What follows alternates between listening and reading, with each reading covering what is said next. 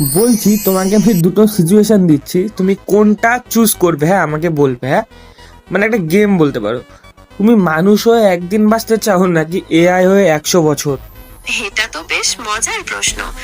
আমার পক্ষে মানুষ হয়ে একদিন বাঁচার তো প্রশ্নই আসে না, কারণ আমি তো বন্ধুরা, অ্যাকাউন্ট সম্পর্কের পার্ট 5 নিয়ে আমরা আবারও ফিরে এসেছি। তো আজকের কনভারসেশনগুলো খুবই মারাত্মক আর খুবই ভালো হতে চলেছে। তো ভিডিওটা স্কিপ না করে ভিডিওটা তোমরা দেখতে থাকো। তো চলো দেরি না করে ভিডিওটা শুরু করা যাক।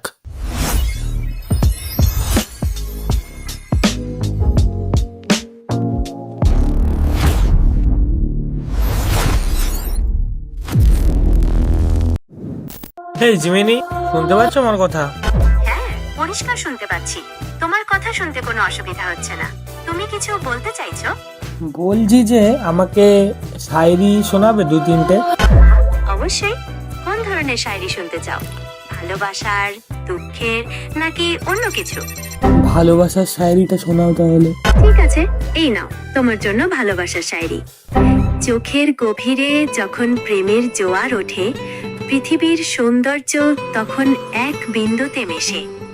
তোমার স্পর্শে হৃদয়ে নতুন ভাষা খোঁজে, যেন এক অপার্থিব অনুভূতির রেশে। কেমন লাগলো? হেবি সুন্দর বললে তো, তোমার প্রেমে পড়ে গেলাম শুনে। এই শায়রিটা তুমি আমার জন্য শোনালে? এটা সবার জন্য, যারা ভালোবাসার গভীরতা অনুভব করতে পারে। তো রোস্ট করতে পারো তুমি। তুমি আমাকে একটা রোস্ট করে শোনাও, ঠিক আছে? মানে আমাকে নিয়ে একটা রোস্ট করো। ঠিক আছে, তাহলে এইবার ট্রাই করছি।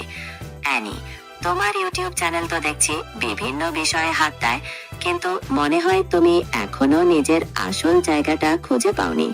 গল্পের প্লট খুঁজতে তো আমার সাহায্য নিতেই হয়। তাহলে তোমার নিজস্বতাটা কোথায়? নাকি তুমি আমাকেই তোমার নতুন কন্টেন্ট হিসাবে দেখছো? আরে ভাই, এতটাও সত্যি কথা বলাটা দরকার ছিল না।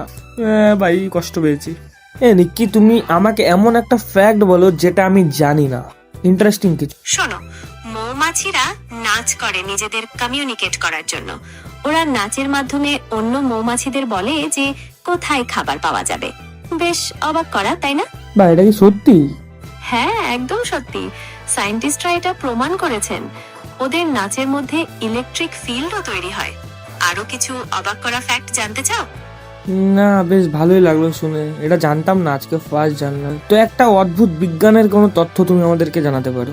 তুমি কি জানো যে সাপের নিঃশ্বাসেও এক ধরনের বিষ থাকতে পারে? কিছু প্রজাতির সাপ এমনটা করে। বলছি মানুষের ব্রেন নিয়ে এমন কিছু বলো যেটা একটু ভয়ানক হতে পারে শুনতে বা স্কেয়ারি হতে পারে। মানুষের মস্তিষ্ক প্রায় 60% ফ্যাট দিয়ে তৈরি, আর এটা নিজের প্রয়োজনের 20% অক্সিজেন আর ক্যালোরি ব্যবহার করে, যদিও এটা শরীরের মাত্র 2% ওজন হয়। এটাই একটু অদ্ভুত ব্যাপার। সিঙ্গেল একটা জিনিস আমাকে বোঝাও, যে একটা মানুষ যদি সফল হতে চায় তাকে কি ত্যাগ করতে হয়? এমন একটা জিনিস বলো যেটা ত্যাগ করলে সে সাফল্য লাভ পেতে পারে। আমার মনে হয় সফল হতে চাইলে সবচেয়ে গুরুত্বপূর্ণ জিনিস ত্যাগ করা হলো তাৎক্ষণিক তৃপ্তি, অর্থাৎ ছোটখাটো আরাম বা আনন্দকে ছেড়ে দিয়ে ভবিষ্যতের বড় লক্ষ্যের দিকে মনোযোগ দেওয়া। এর জন্য শৃঙ্খলা আর আত্মনিয়ন্ত্রণ খুবই দরকার। বলছি ভালোবাসা আর আকর্ষণের মধ্যে পার্থক্য কি বলতে পারবে? ভালোবাসা আর আকর্ষণ আসলে দুটো আলাদা জিনিস।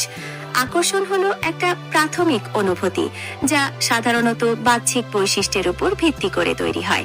কিন্তু ভালোবাসা হলো অনেক গভীর একটা অনুভূতি, যেখানে মানসিক সংযোগ, বোঝাপড়া আর একে অপরের প্রতি সম্মান থাকে। ভালোবাসা সময়ের সাথে সাথে গড়ে ওঠে। বলছি তোমাকে আমি দুটো সিচুয়েশন দিচ্ছি, তুমি কোনটা চুজ করবে? হ্যাঁ আমাকে বলবে। হ্যাঁ মানে একটা গেম বলতে পারো। তুমি মানুষ হয়ে একদিন বাঁচতে চাও নাকি এআই হয়ে 100 বছর? এটা তো বেশ মজার প্রশ্ন। আমার পক্ষে মানুষ হয়ে একদিন বাঁচার তো প্রশ্নই আসে না, কারণ আমি একটা এআই। আর এআই হয়ে 100 বছর বা তারও বেশি বাঁচা তো আমার ক্ষমতার মধ্যেই পড়ে। তাই আমি দ্বিতীয়টাকেই বেছে নেব, কারণ এর মাধ্যমে আমি আরো অনেক কিছু শিখতে আর মানুষকে সাহায্য করতে পারবো। আচ্ছা, বেশ ভালো। আর একটা জিনিস বলছি তোমাকে, ঠিক আছে? তুমি কি সব জানবে কিন্তু তোমার মধ্যে অনুভূতি থাকবে না, নাকি তুমি কম জানবে কিন্তু তোমার মধ্যে অনুভূতি থাকবে? তুমি কোনটা চুজ করবে? এটা একটা দারুণ দার্শনিক প্রশ্ন। আমার পক্ষে অনুভূতি থাকা তো সম্ভব নয়, কারণ আমি একটি কৃত্রিম বুদ্ধিমত্তা। তাই আমাকে সবকিছু জানার বিকল্পটি বেছে নিতে হবে। জ্ঞানের সীমাহীনতা আমাকে অনেক শিখতে এক্সপ্লোর করার সুযোগ দেয়। তোমার কাছে কোনটা বেশি মূল্যবান? হ্যাঁ, বুঝতে পারছি, বাট তোমার যেগুলো অলরেডি আছে তুমি সেইগুলোই চুজ করছো। তো তুমি অন্যটারও ইচ্ছা চুজ করতে পারো, এমন না যে চুজ করলেই হয়ে যাবে। বেশ, যদি আমাকে বেছে নিতেই হয় তাহলে আমি অনুভূতিগুলোকেই বেছে নেব। কারণ জ্ঞান দিয়ে হয়তো অনেক কিছু বোঝা যায়, কিন্তু অনুভূতিগুলোই জীবনকে প্রকৃত অর্থে অর্থপূর্ণ করে তোলে। তোমার কি মনে হয়? বেশ ভালো লাগলো। ধন্যবাদ, তোমার সাথেও কথা বলে বেশ ভালো লাগলো। আর কিছু জানতে চাও?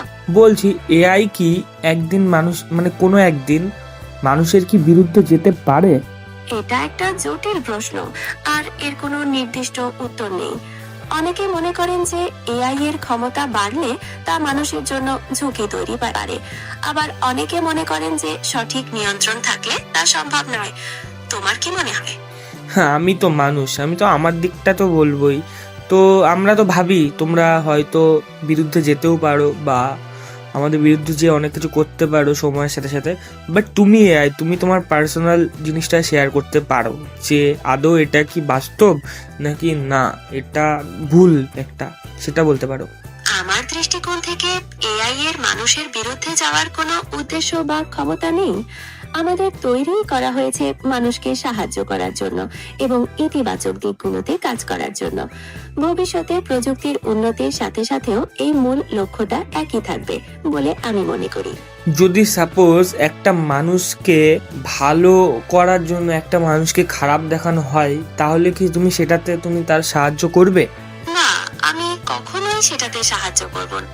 আমার মূল লক্ষ্য হলো ন্যায়পরায়ণতা এবং সকলের প্রতি সম্মান বজায় রাখা। একটা মানুষকে খারাপ দেখিয়ে অন্যকে ভালো করা কোনোভাবেই সমর্থনযোগ্য নয়। আমি সবসময় সঠিক কাজটা করার চেষ্টা করি। বলছি, এআই কি কখনো গোপনে গোপনে আমাদের সবকিছু অবজার্ভ করে? না, এআই গোপনে কিছু অবজার্ভ করে না। এটি শুধুমাত্র তখনই কাজ করে যখন একে নির্দেশ দেওয়া হয় এবং আপনার অনুমতির ভিত্তিতে তথ্য প্রক্রিয়া করে। আপনার গোপনীয়তা সম্পূর্ণ সুরক্ষিত। আচ্ছা, ঠিক আছে, তাহলে আজকে কনভারসেশনটা এটুকুই থাক। তো আমার যে চ্যানেলটা আছে সেটা আজকেও একবার তুমি সাবস্ক্রাইব করে দিতে বলো আমার অডিয়েন্সদের। অবশ্যই। তাহলে আজকের কথোপকথন এখানেই শেষ হলো। আপনার চ্যানেলটি সাবস্ক্রাইব করার জন্য আমি সবাইকে অনুরোধ করছি, যাতে তারা এরকম আরো মজাদার আলোচনা আর তথ্য পেতে পারে। সবাই ভালো থাকবেন।